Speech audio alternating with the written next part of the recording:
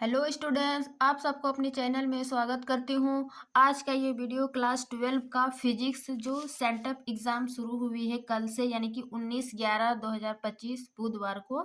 तो ये प्रथम पाली में जो है फिजिक्स का एग्ज़ाम हुआ था। ठीक है, अभी सेंटअप एग्ज़ाम हो रहा है क्लास 10 का और क्लास 12 का। तो क्लास उसी में है ये क्लास 12 का फिजिक्स। ठीक है ना, उसका जो है ऑब्जेक्टिव क्वेश्चन हम हल करेंगे। इसमें जो है पूर्णांक 70 मार्क्स का है। ठीक है, जिसमें से क्वेश्चन का पैटर्न जो है वो दो कैटेगरी में रहता है, एक सेक्शन ए और सेक्शन बी। सेक्शन ए में क्या है, ऑब्जेक्टिव टाइप क्वेश्चन, जिसमें से 1 से 70 तक ऑब्जेक्टिव रहता है, जो कि 35 बनाना होता है ना। 35 × 1 यानी कि प्रत्येक प्रश्न जो है वो 1 अंक मिलेगी। ठीक है, 35 अंक। तो 70 में से 35 बनाना है, जिसमें से ये फिजिक्स का है। उसके बाद सेक्शन बी में है शॉर्ट आंसर टाइप क्वेश्चन, जिसमें से शॉर्ट आंसर टाइप में 10 क्वेश्चन बनाना होता है और प्रत्येक प्रश्न जो है वो 2 अंक का है ना। तो उधर 35 और यहाँ पर 20 अंक, है ना। तो उसके बाद फिर लॉन्ग आंसर टाइप क्वेश्चन, जिसमें से 3 प्रश्न बनाना होता है और प्रत्येक प्रश्न के लिए 5 अंक मिलेगा। ठीक है ना, तो इस प्रकार यहाँ 15 और इधर 20, तो 35 और यहाँ ऑब्जेक्टिव 35। ठीक है ना, तो पूर्णांक 35 नंबर हो जाता है और 30 प्रैक्टिकल है फिजिक्स का। ठीक है, तो आज हम इस वीडियो में ऑब्जेक्टिव टाइप क्वेश्चन को हल करेंगे। यदि आप लोग एग्जाम दिए हैं या फिर फिजिक्स से ऑब्जेक्टिव क्वेश्चन है तो उसको आप हल कर सकते हैं। ठीक है ना, ये देखिए सेंटअप एग्जाम 19/11/2025 यानी बुधवार कल ही हुआ है प्रथम पाली में। तो चलिए शुरू करते हैं।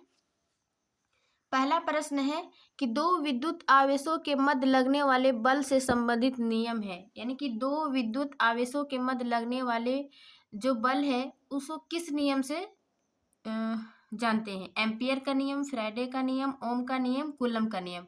तो इसका सही आंसर हो जाएगा डी, कि कूलम के नियम के अनुसार दो विद्युत आवेशों के मध्य लगने वाले बल से संबंधित नियम है। ठीक है, फिर दूसरा प्रश्न है कि एक साबुन के बुलबुले को ऋण आवेश दिया जाता है तो उसकी त्रिज्या क्या होगी, कम हो जाएगी, बढ़ जाएगी, अपरिवर्तित रहेगी, इनमें से कोई नहीं। तो इसका सही आंसर हो जाएगा कि बढ़ जाएगी। एक साबुन के बुलबुले को ऋण आवेश दिया जाता है तो उसकी त्रिज्या जो है वो बढ़ जाती है। फिर है तीसरा प्रश्न कि एक कूलम आवेश में इलेक्ट्रॉन की संख्या होगी, यानी कि एक कूलम आवेश में इलेक्ट्रॉन की संख्या कितनी है।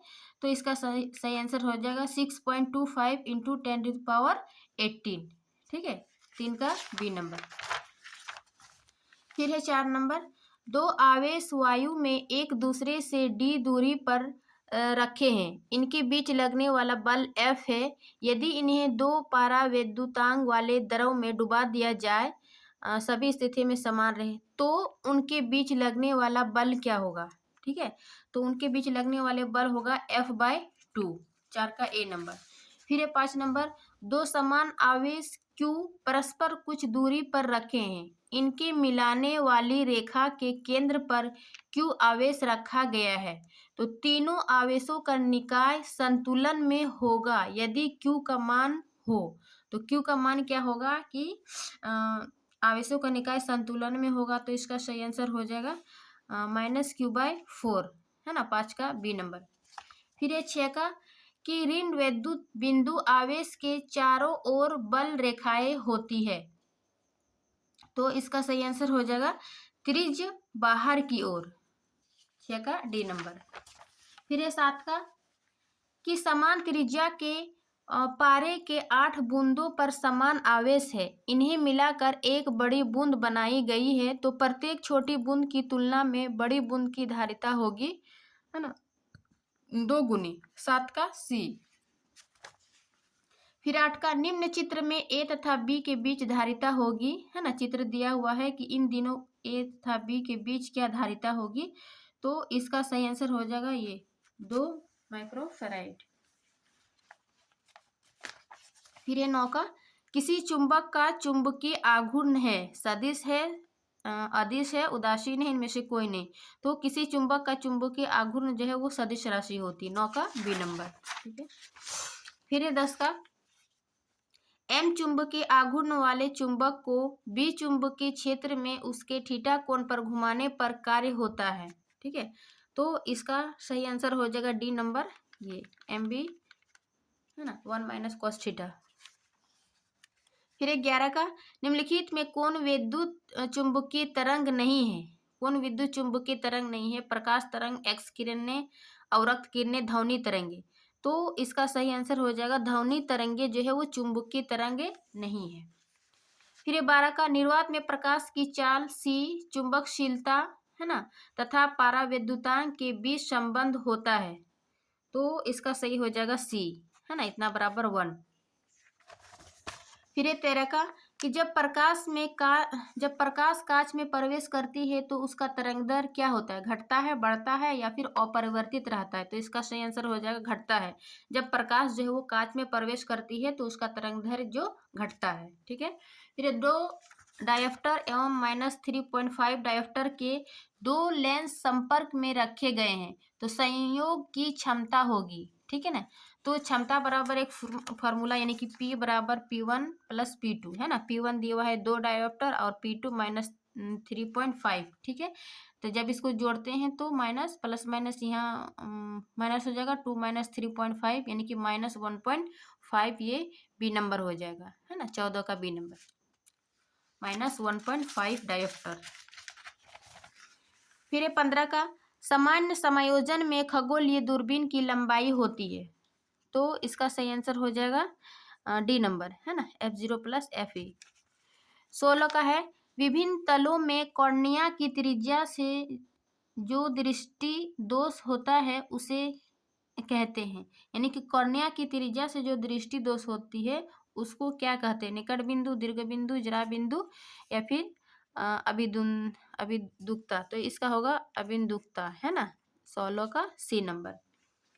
फिर 17 का, तरंगदैर्घ्य के बढ़ने के साथ अपवर्तनांक का मान है, बढ़ता है, घटता है, अपरिवर्तित रहता है। तो इसका बी होगा घटता है। तरंगदैर्घ्य के बढ़ने के साथ अपवर्तनांक का मान भी घटता है। फिर 18 का, इंद्रधनुष का निर्माण किस कारण से होता है? किस कारण से? प्रकीर्णन से, विवर्तन से, अपवर्तन से या वर्ण विक्षेपण से? तो इसका सही होगा कि इंद्रधनुष का निर्माण जो है वो वर्ण विक्षेपण से होता है, जो कि 7 रंगों में विक्षेपित हो जाती है ना। फिर है 19 का, प्रकाश के तरंग सिद्धांत से किसकी व्याख्या नहीं होती है? परावर्तन, अपवर्तन, ध्रुवन या फिर प्रकाश विद्युत उत्सर्जन। तो इसका सही हो जाएगा प्रकाश विद्युत उत्सर्जन जो है ये इसकी व्याख्या नहीं होती है। फिर ये वैत्युकरण करते 2 प्रकाश तरंगों की तीव्रताएं 9.4 के अनुपात में है तो अधिकतम एवं न्यूनतम तीव्रता का अनुपात होगा। ठीक है, क्या होगा? तो ये होगा 25:1, 20 का ए नंबर। फिर 21 का, कि निम्नलिखित में कौन सबसे उत्तम एकवर्ण प्रकाश का स्रोत है? ठीक है, तो इसका सही हो जाएगा लेजर, है ना, एकवर्ण प्रकाश का स्रोत है। 22 का, कि जब सूक्ष्मदर्शी की नली की लंबाई बढ़ाई जाती है तब इसकी आवर्धन क्षमता क्या होती है? बढ़ती है, घटती है, शून्य हो जाती है या फिर अपरिवर्तित रहती है? तो इसका सही आंसर हो जाएगा कि बढ़ती है। फिर 23 का, 2 डायोप्टर क्षमता का अभिसारी लेंस एक सरल सूक्ष्मदर्शी की तरह इस्तेमाल किया जाए तो इसकी आवर्धन क्षमता क्या होगी, है ना। तो इसका सही आंसर हो जाएगा 5 होगी इसकी आवर्धन क्षमता, यानी कि एम, मैग्नीफाई। फिर है 24 का, छोटे आपतन कोण के लिए अपवर्तनांक वाले पतले प्रिज्म का न्यूनतम विचलन कोण होता है? तो क्या होता है? ये बी नंबर हो जाएगा, 24 का बी नंबर। फिर 25 का, कि जब श्वेत प्रकाश किसी प्रिज्म से गुजरता है तब सबसे अधिक विचलन किस अवयव का होता है? ठीक है, लाल, नीला, बैंगनी, इनमें से सभी अवयव समान रूप से विचलित होता है। तो इसका सही आंसर हो जाएगा बैंगनी जो है वो सबसे अधिक विचलन कलर है, बैंगनी, 25 का सी नंबर।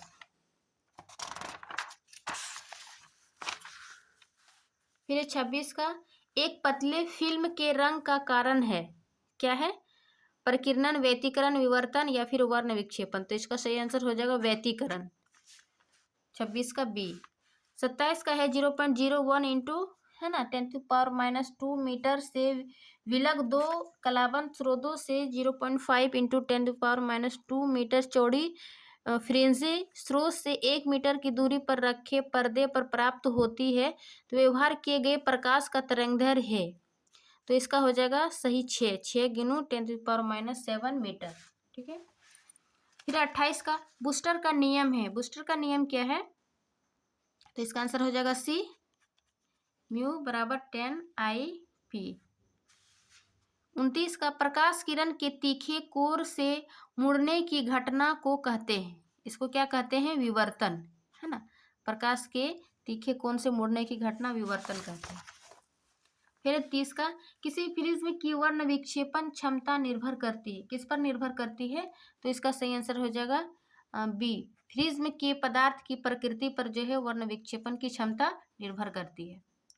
फिर 31 का Me द्रव्यमान तथा E आवेश का एक इलेक्ट्रॉन विरामावस्था से V वोल्ट के विभवांतर से होकर गुजरता है, तो इसकी अंतिम महत्तम ऊर्जा है ना। तो इसकी ऊर्जा हो जाएगी EV, यानी कि आवेश और वोल्ट, आवेश इंटू वोल्ट। फिर ये 32 का इलेक्ट्रॉन वोल्ट मापता है। इलेक्ट्रॉन वोल्ट क्या मापता है? आवेश, विभवांतर, धारा या फिर ऊर्जा। तो इसका सही आंसर हो जाएगा ऊर्जा, है ना। फिर है 33 का प्लांक नियतांक की विमा है, तो इसकी विमा जो हो जाएगी ये ml2 और T-1, है ना। 33 का ए।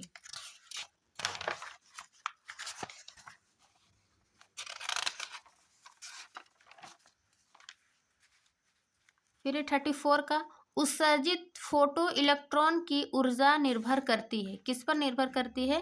प्रकाश की तीव्रता पर, प्रकाश की तरंगदैर्घ्य पर, धातु के कार्यफलन पर, इनमें से कोई नहीं। तो इसका सही आंसर हो जाएगा प्रकाश की तरंगदैर्घ्य पर जो है उत्सर्जित फोटो इलेक्ट्रॉन की ऊर्जा निर्भर करती है। फिर 35 का कैथोड किरणें है। कैथोड किरणें क्या है? विद्युत चुंबकीय तरंगे, अनाविष्ट कण, धन आविष्ट कण, ऋण आविष्ट कण। इसका सही आंसर हो जाएगा ऋण आविष्ट कण। 36 का निम्न में से कौन आवेश रहित है? ठीक है, कौन आवेश रहित है, यानी कि तो इसका सही आंसर हो जाएगा फोटोन कण जो है वो आवेश रहित कण है। फिर 37 का हाइड्रोजन स्पेक्ट्रम की कौन सी श्रेणी अवरक्त भाग में नहीं पड़ती है? ठीक है, तो इसका सही आंसर हो जाएगा 35 का डी, लाइमन श्रेणी। फिर 38 का जेड परमाणु क्रमांक वाले परमाणु की किसी दी गई कक्षा में इलेक्ट्रॉन की ऊर्जा समानुपाती होती है किसके, है ना। तो इसका सही आंसर हो जाएगा ये बी, Z² के।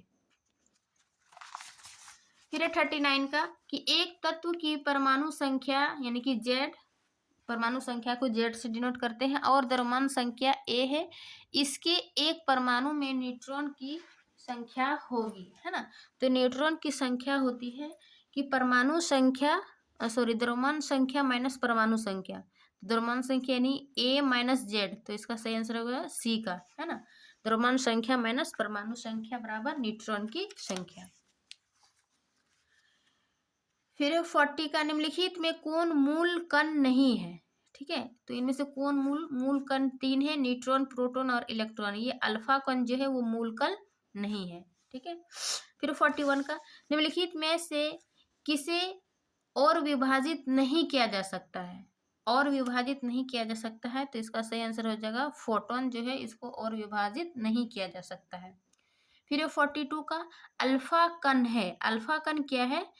इलेक्ट्रॉन, विद्युत चुंबकीय विकिरण, हाइड्रोजन नाभिक, हीलियम। तो यह एक हो जाएगा हीलियम नाभिक, अल्फा कण। ठीक है, 42 का सी नंबर।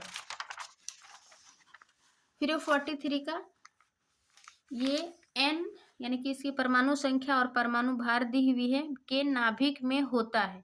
क्या होता है? तो 7 प्रोटॉन और 7 ये न्यूट्रॉन हो जाएगा, है ना। 7 प्रोटॉन और 7 न्यूट्रॉन। ठीक है, सी नंबर। 44 का सूर्य की ऊर्जा का कारण है। सूर्य की ऊर्जा का कारण क्या है? तो इसका सही आंसर हो जाएगा कि नाभि के संलयन के कारण जो है उस सूर्य का ऊर्जा संचित है। ठीक है। फिर 45 का निम्नलिखित में सबसे अस्थाई कौन है? मतलब तत्व दी हुई है, उसका सबसे अस्थाई कौन है? तो इसका सही आंसर हो जाएगा ये Fe सबसे अस्थाई है। फिर 46 का, जब किसी चालक से धारा बहती है तो इससे गुजरने वाले इलेक्ट्रॉनों के अनुमगन वेग की परिमाण की कोटि होगी, है ना। तो इसका सही आंसर हो जाएगा 46 का बी, 10⁻² सेंटीमीटर है ना, सेमी पर सेकेंड, सेंटीमीटर पर सेकेंड, ये बी नंबर।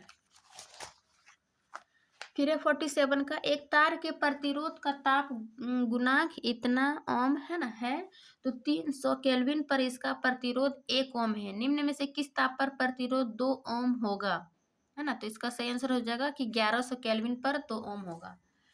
फिर है 48 का, किसी धातु का विशिष्ट प्रतिरोध निर्भर करता है। विशिष्ट प्रतिरोध किस पर निर्भर करता है, तो इसका सही आंसर हो जाएगा ताप पर, है ना, 48 का ए। फिर 49 का, निम्नलिखित में से ताप बढ़ने पर किसका प्रतिरोध घटता है, तो ताप बढ़ने पर जो है वो जर्मेनियम का प्रतिरोध घटता है। फिर 50 का, 60 वोल्ट विभवांतर पर एक परिनालिका में 15 एम्पियर धारा प्रभावित हो रही है, तो कुंडली का प्रतिरोध होगा, यानी कि आर बराबर क्या हो जाएगा, तो इसको जब हल करेंगे तो ये 4 ओम होगा, है ना, 50 का ए।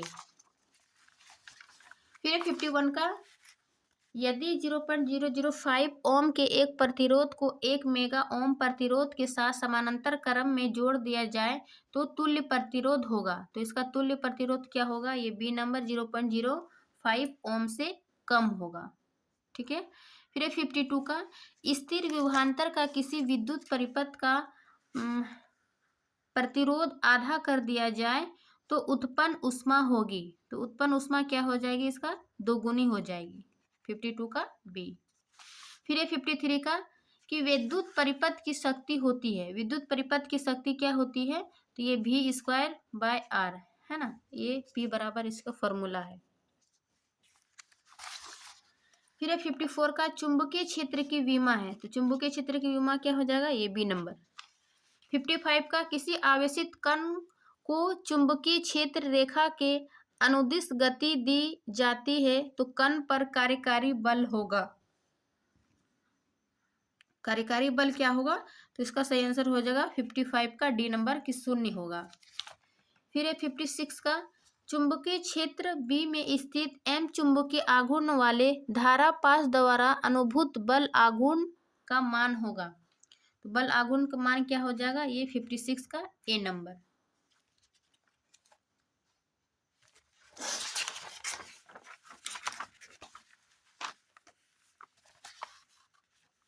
फिर 57 का, जब एक जी प्रतिरोध वाले गैल्वेनोमीटर को एक शंट के समानांतर जोड़ा जाता है तो परिपथ के प्रतिरोध में होने वाली हानि बराबर होती है। तो इसका सही आंसर हो जाएगा G²/G+S, ये इसकी हानि होती है। 58 का, जब किसी एमीटर को शंट किया जाता है तो इसकी माप सीमा बढ़ती है, घटती है, स्थिर रहती, क्या होगी, तो 58 का हो जाएगा कि ये बढ़ती है, 58 का ए। फिर 59 का, जब किसी कुंडली के निकट से किसी चुंबक का दक्षिणी ध्रुव दूर ले जाया जाता है तब उसमें प्रेरित विद्युत धारा की दिशा होती है, क्या होती है, एंटी क्लॉकवाइज या फिर क्लॉकवाइज, है ना। तो इसका सही आंसर हो जाएगा दक्षिणावर्त यानी कि क्लॉकवाइज, है ना, 59 का बी। फिर है 60, लेंज का नियम किसके संरक्षण का परिणाम है। तो इसका सही आंसर हो जाएगा कि ऊर्जा का ये नियम है, लेंज का नियम किसके संरक्षण का, तो ऊर्जा संरक्षण का। फिर 61 का, धारिता प्रतिघात का मात्रक है। तो क्या होगा इसका मात्रक, ओम होगा, धारिता प्रतिघात का मात्रक ओम। 62 का, प्रत्यावर्ती धारा के शिखर मान तथा वर्गमूल औसत वर्ग मान का अनुपात है, क्या है, तो इसका सही आंसर हो जाएगा बी का √2। 63 का, डायनेमो के कार्य सिद्धांत आधारित है। डायनेमो के कार्य सिद्धांत किस पर आधारित है, 63 का बी नंबर, विद्युत चुंबकीय प्रेरण पर। फिर 64 का, घरेलू विद्युत आपूर्ति की आवृत्ति 50 हर्ट्ज है तो धारा का मान 0 होने पर आवृत्ति होगी। क्या होगी? 64 का ये सी नंबर 100 हर्ट्ज। फिर 65 का, किसी ऊंचाई ट्रांसफार्मर के प्राइमरी एवं सेकेंडरी में क्रमशः N1 और N2 फेरे लपेटे हैं, तब क्या होगा? तो इसका सही आंसर हो जाएगा 65 का, है ना, बी नंबर हो जाएगा। N2 बड़ा है N1 से। फिर 66 का, यदि प्रत्यावर्ती धारा परिपथ का प्रतिरोध R एवं प्रेरकत्व L हो तो tan थीटा बराबर होगा। तो ये किसके बराबर होगा? ये 66 का सी नंबर। फिर 67 का, कि ताप बढ़ने के साथ अर्धचालक का प्रतिरोध, मतलब ताप बढ़ने के साथ अर्धचालक का प्रतिरोध क्या होता है? बढ़ता है, घटता है? ना तो बढ़ता है ना घटता है, कभी बढ़ता है तथा कभी घटता है। तो 67 का सही आंसर हो जाएगा कि 67 का बी, घटता है।